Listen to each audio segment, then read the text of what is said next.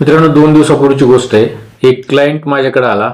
त्याचा प्रश्न असा होता, एक मुलगा मेलेला आहे, त्याचं लग्न झालंय, पण त्याला अद्याप मुलं झालेली नाहीत आणि त्याला 2 बहिणी आहेत, एक भाऊ आहे आणि आई वडील आहेत. तर त्याच्या मागं त्याचे आई वडील, बहीण भाऊ आणि बायको यांच्या नावाची वारस म्हणून नोंद करायची. तर काय करावं लागेल? मित्रांनो, सामान्य माणसाला असा प्रश्न पडणं साहजिक आहे, कारण कुटुंबातील एखादी व्यक्ती मयत झाल्यानंतर त्याच्या नावावर असणारी जी प्रॉपर्टी असते, ती प्रॉपर्टी वारसा हक्कानं त्याचे जे वारस असतात त्या वारसांना जात असते. तो जो मयत मुलगा आहे, त्या मयत मुलाला कोण वारस आहेत याबद्दल त्याला क्वचितच माहिती असू शकते. साहजिकच हा जो माझ्याकडे क्लायंट आलेला होता, त्याला त्या मयत मुलाचे कोण वारस आहेत, त्याचे भाऊ वारस आहेत का, बहीण वारस आहेत का, आई वडील वारस आहेत का, पत्नी वारस आहे, याविषयी त्याच्या मनामध्ये ज्या शंका होत्या, त्या शंका कुशंका दूर करण्याचं काम एक ॲडव्होकेट आहे ना, त्यानं माझं काम आहे. त्याला कुठल्याही प्रकारची माहिती जरी नसली तरी आपण त्याला जी कायदेशीर माहिती आहे ती माहिती सांगणं अतिशय महत्त्वाचं असतं. मित्रांनो, याच विषयावर आज आपण चर्चा करणार आहोत की एखादा विवाहित मयत मुलगा, त्याला पत्नी आहे पण अपत्य नाहीत, त्याला भाऊ आहे, बहिणी आहेत आणि आई वडील पण आहेत. तर अशा वेळेस त्या मयत मुलाला वारस म्हणून कोणाच्या नावाची नोंद लागेल, या विषयावर आपण चर्चा करणार आहोत. नमस्कार मित्रांनो, मी आहे ॲडव्होकेट तानाजी वाघमारे. आपण बघताय Z+ लीगल इन्फो MH25. मित्रांनो, चॅनलवर तुम्ही जर नवीन असाल तर चॅनलला सबस्क्राईब करा, व्हिडिओला लाईक करा आणि शेअर करायला विसरू नका. तर आता आपण जाऊया आपल्या मुख्य विषयाकडं.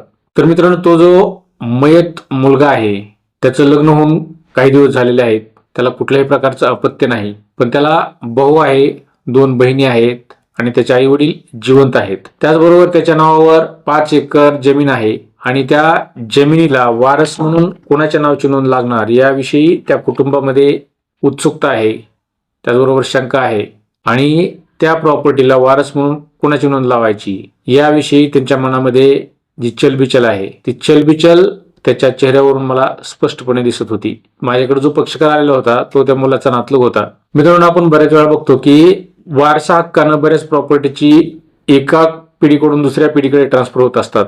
प्रॉपर्टीज अशाप्रमाणे ट्रान्सफर होत असताना त्यामध्ये वारसांचे जे प्रकार आहेत, क्लास 1 वारस, क्लास 2 वारस, असे जे प्रकार आहेत, त्या वारसाच्या प्रकारानुसार किंवा त्याची जी स्टेज आहे, स्टेजनुसार त्या प्रॉपर्टीला त्या वारसांच्या नावाची नोंद होणं अतिशय महत्वाचं असतं.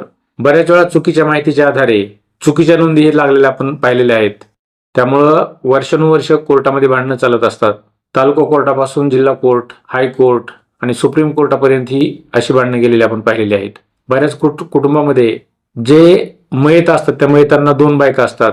अशा वेळेस त्यांना त्या मयताला वारस कोण असतं याबाबतही बऱ्याच कुटुंबामध्ये शंका असते. साहजिकच याविषयी डीपली माहिती नसते, कायद्याची माहिती नसते. तर अशा वेळेस त्यांना प्रॉपर माहिती मिळणं गरजेचं असतं.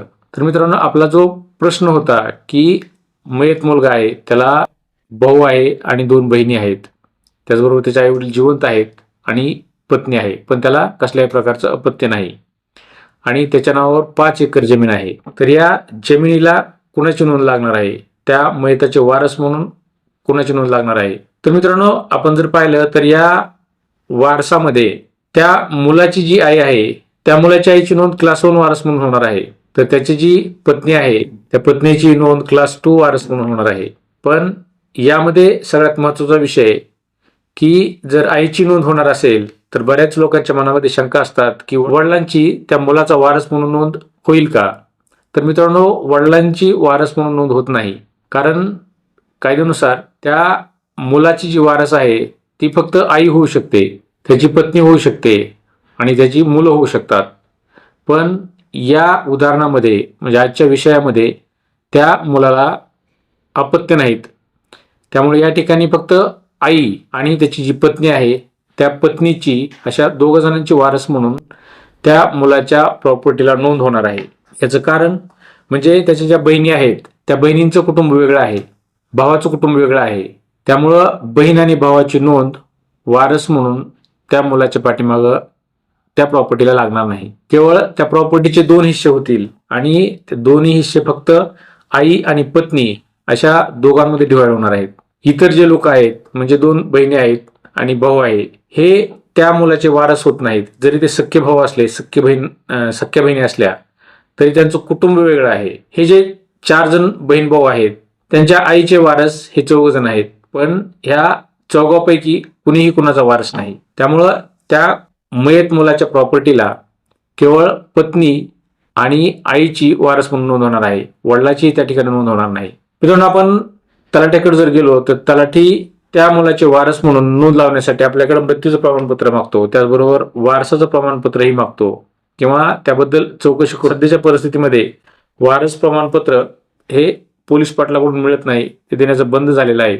त्यामुळं अशी चुकीच्या पद्धतीनं वारसाची नोंद करण्यासाठी आपण जर तलाठ्याकडे गेलो, तहसीलदारकडे गेलो तर चुकीच्या पद्धतीनं नोंदी लागणार नाहीत. जो मयत आहे त्या मयताला किती वारस आहेत, कायदेशीर वारस कोण आहेत, याविषयीची माहिती महसूल प्रशासनाकडून घेतली जात असते आणि त्याविषयी प्रॉपर नोंद होण्यासाठी त्या ठिकाणी माहिती घेतली जाते, नोटिफिकेशन केलं जातं आणि 7/12 उताराला त्या मयताचे वारस म्हणून नंतर नोंद घेतली जाते.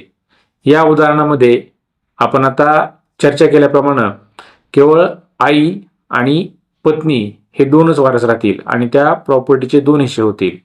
त्याचा जो भाऊ आहे किंवा त्याच्या ज्या बहिणी आहेत यांची वारस म्हणून नोंद होणार नाही. अशी जर नोंद झाली तर ती चुकीच्या पद्धतीची नोंद होणार आहे.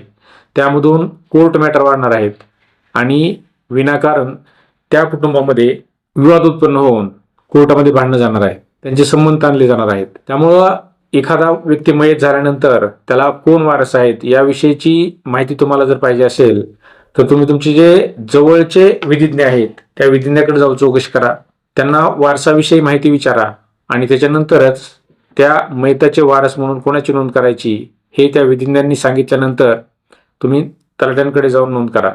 तर मित्रांनो, ही माहिती होती एखादा व्यक्ती मयत झाल्यानंतर त्याला कोण वारस असतं, त्याला मुलं जर नसतील तर त्याचे वारसाची नोंद, त्याचे वारस म्हणून कोणाची नोंद होईल याविषयीची ही माहिती होती. मित्रांनो, या माहितीबद्दल तुम्हाला काय वाटलं किंवा ही माहिती याविषयीच्या कमेंट बॉक्समध्ये राईट डाऊन करा. चॅनलवर तुम्ही जर नवीन असाल तर चॅनलला सबस्क्राईब करा, व्हिडिओला लाईक करा आणि शेअर करायला विसरू नका.